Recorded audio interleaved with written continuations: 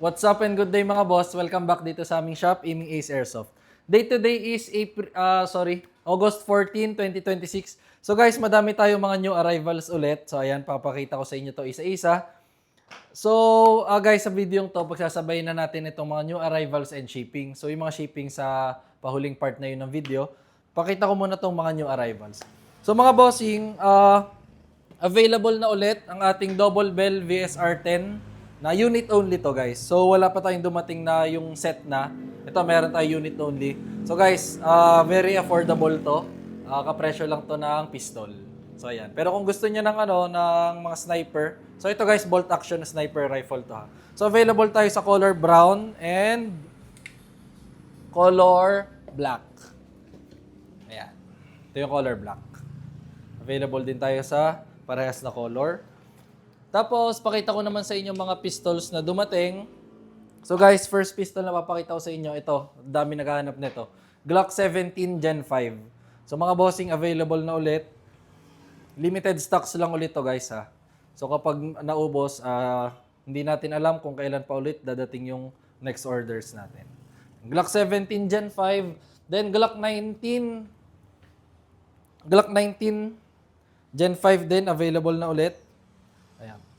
Sorry, ito pala yung Glock 19X, guys. Ayan, Glock 19X. Yung ang grip niya ay pang standard. Ayan. Or kasing size ng Glock 17. Tapos, T-Rex na black. Available na ulit. Ayan. T-Rex na black, tsaka sa silver. So, meron na rin ulit tayo. Meron pala sadya tayo ng silver. Ayan. Yung black pala ang naubos. Tapos, Glock 18 Force Edition na yung may full auto. Ayan, color black ang dumating. So, wala pa tayong silver.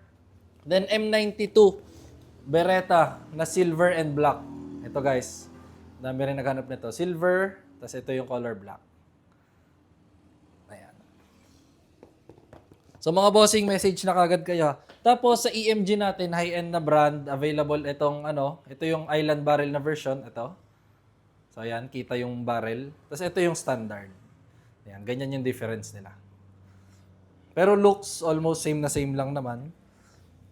Tapos, sa ENC guys, itong 1202, yung Glock 34 TTI. Ayan, yung John Wick 2 kung tawagin. Meron na ulit. Tsaka itong ENC 1204. Glock 34 na LDE or yung tutong. Ito namang isa, Glock 19 Gen 5 ng ENC. Na color tan. So guys, may available din tayong color black nun ha. Ito, may available din color tan na 1102, yung Glock 17 Gen 5. So guys, may available din tayong color black nito. Tsaka John Wick ng double bell. So guys, sticker lang yan. Tanggalin nyo na lang yung sticker. Infinity high capa ng double bell, yung color silver meron din. So guys, available din to sa color gold ha. Yan. Tapos sa mga naghahanap naman ng gearbox na set. So guys, meron na ulit tayo para sa mga rifles natin. Ayan. So ito, complete set na to, plug and play na lang. Ayan. As in, buong internal parts niya. So lalagay nyo na lang siya sa inyong rifle. Ayan. Brand nyo to guys ha, so wala tayong binibentang mga second hand. Sa mga naghahanap naman ng shell lang, yung gearbox shell only, meron na rin available. Ayan. So, yun lang naman. Ito yung mga new arrivals natin, guys. So, message lang kayo sa amin kung may mga nagustuhan kayo or may mga inihintay kayong units. Ayan, mga limited stocks lang to. So, ngayon, po-proceed na tayo sa ating mga shipping. So, guys, ito naman shipping natin. 2 units lang to. Itong first unit na shipping is WE Raptor na R5C version 3 na gas blowback rifle kay Boss Eddie of Iligan City, Lanao del Norte. So si Bossing kumuha to sa atin ng kahapon kumuha sa atin ng pistol. So ngayon ang kinuha naman niya is itong gas blowback rifle. Ito yung unit ni Bossing. Yan. Raptor R5C WE. So yung version 3 na to guys ha. So full metal. Steel na rin yung trigger assembly. Ayan. So kung gusto niyo mga CQB type na GBBR. So guys, available yan. Tsaka maganda dito guys, kita nyo yung yung scope niya. So meron siyang yung low mount na scope, tapos pwede nyo siyang iangat. Ayan, matigas lang. Kabilang side nito, ito. Adjustable nga din pala itong buttstock niya. So mga bossing, out of the box, may kasama sa siyang yung loader niya. So ito yung gagamitin yung loader para maloadan ng BBs itong magazine. So ito naman loaded na, nalagyan na namin. So try natin. So guys, pag naka-safe siya, hindi siya makakasa. So kailangan i-semi nyo. Yan, semi, then saka nyo ikakasa. Yan. So try natin.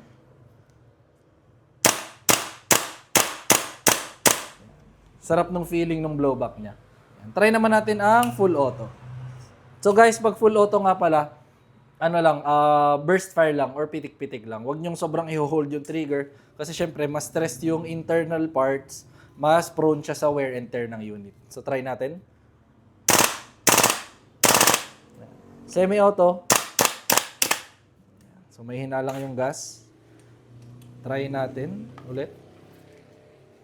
Okay, paglalagay ng gas, same lang naman. Upside down yung magazine, tapos press down lang. So dahan-dahan lang din sa pag-press, wag sobrang bigil. Kasi possible din siya makasira nung inlet valve. So try natin.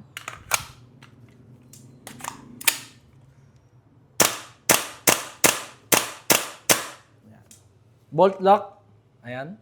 So meaning wala na siyang bala or BBs. So kapag ganyan guys, release ang magazine. So ito yung mag-catch. Release magazine. Then itong bolt catch. Ayan. So pe-press lang natin yan. Then rest the hammer by pressing the trigger. Pe-press nyo lang yung trigger. Ayan. Raptor R5C version 3. Yung steel na ang trigger assembly.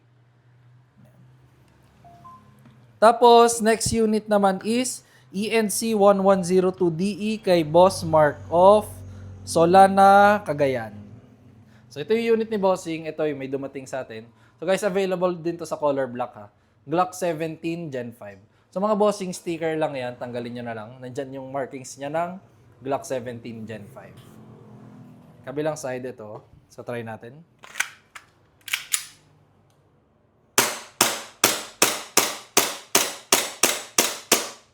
Slide lock, meaning wala na siyang BBs.